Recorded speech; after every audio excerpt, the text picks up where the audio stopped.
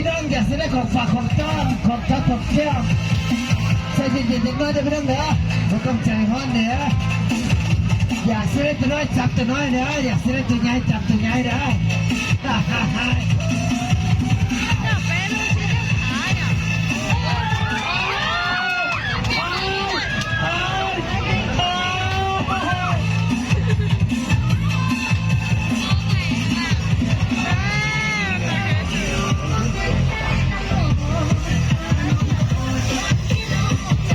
พี่น้อง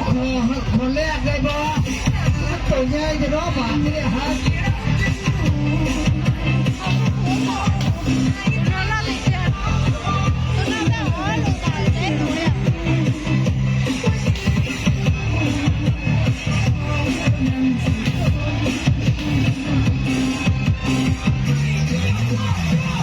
บัดนี้ไอ้บัดนี้นะอย่าสุดไปบัดคอนะ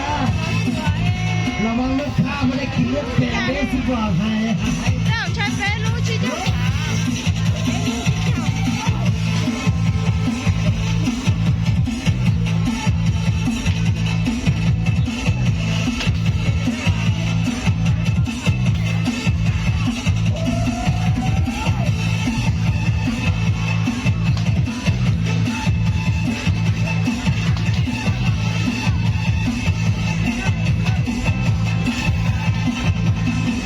ปาจิโต้สร้างประตูใหญ่จะรอพี่น้องนะ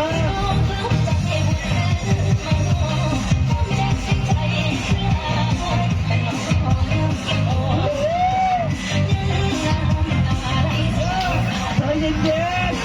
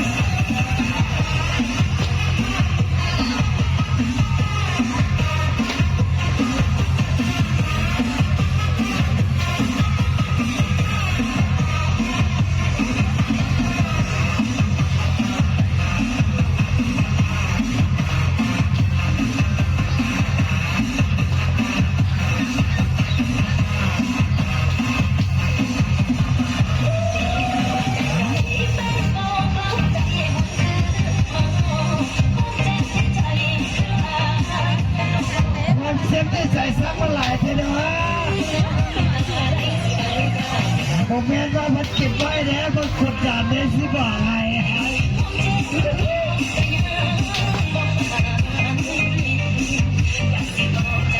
ขนาดอะไรเป็นกับไปใกล้ๆยูฮู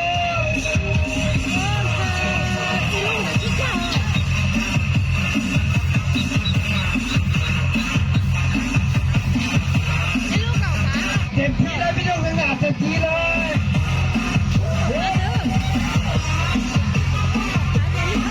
พอมาบนที่นี่เสียวเจ้าของจะมาได้รับบาดที่เดียวหาย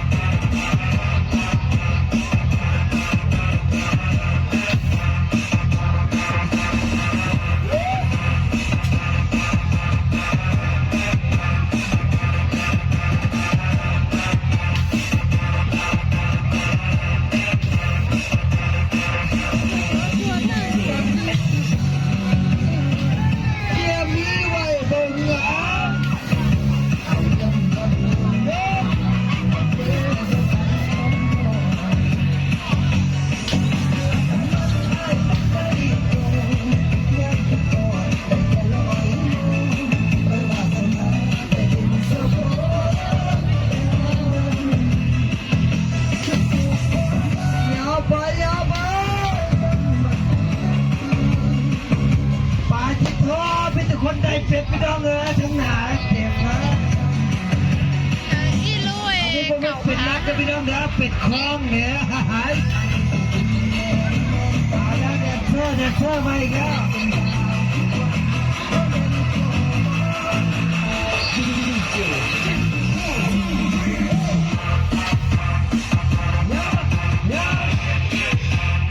ว่าจะเกิดเด็ดเชื่อโอเคป่ะคือเจ้านั่นแหละ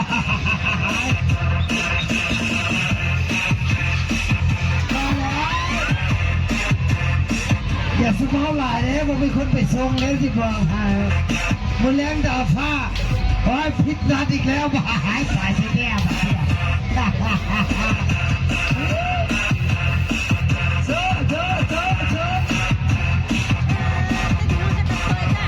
กระเทย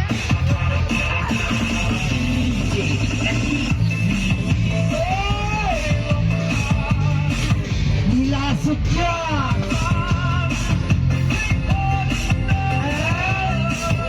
นี่เลยเหรอ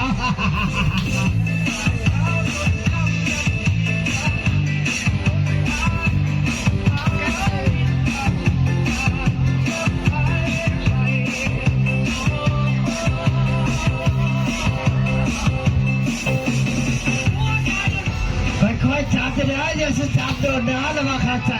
ข้าเจ้าหายใจบ่อางเนี่ยฮ่าฮ่าฮ่าเห็นแล้วครับ เมาเดียวอ่ะ โอ้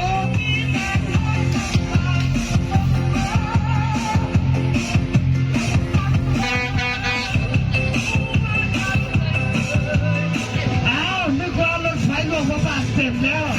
ยังมีบนวางอยู่นะฮ่าฮ่าฮ่าฮ่าเอาทางข้างใหญ่เลยนะ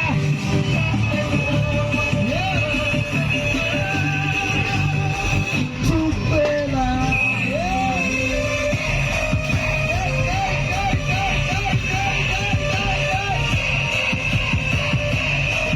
ฮัลลาฮันฮัลลาฮันฮัลลาฮัลลาฮัลลาฮันเฮ้ยเฮ้ย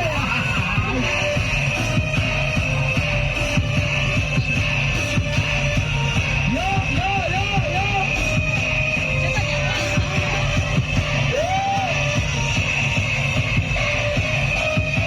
ฝากที่เธอ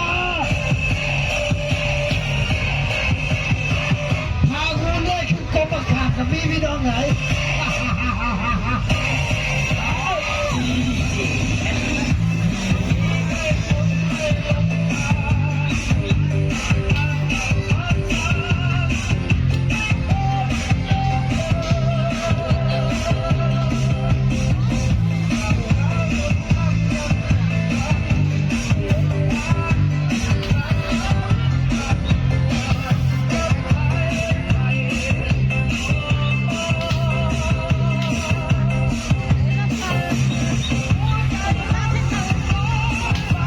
ขายพวกชนะขายพวกคนขายพวกที่สายคนยกมือบอกแล้วคนบอกรถไฟเนี่ย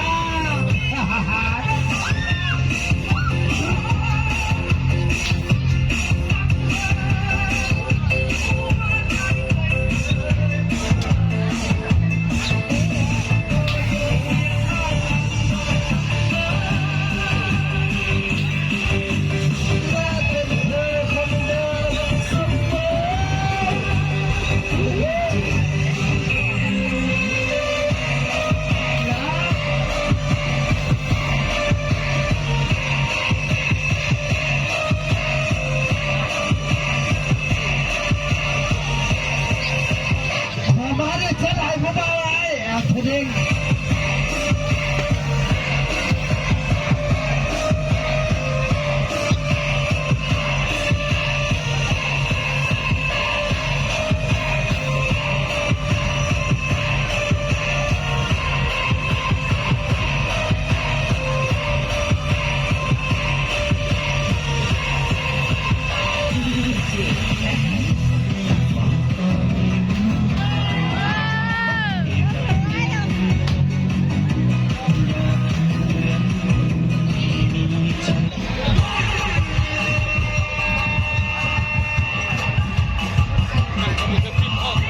เด้งเข้าไปทั้งหน้าเด้งเข้าไป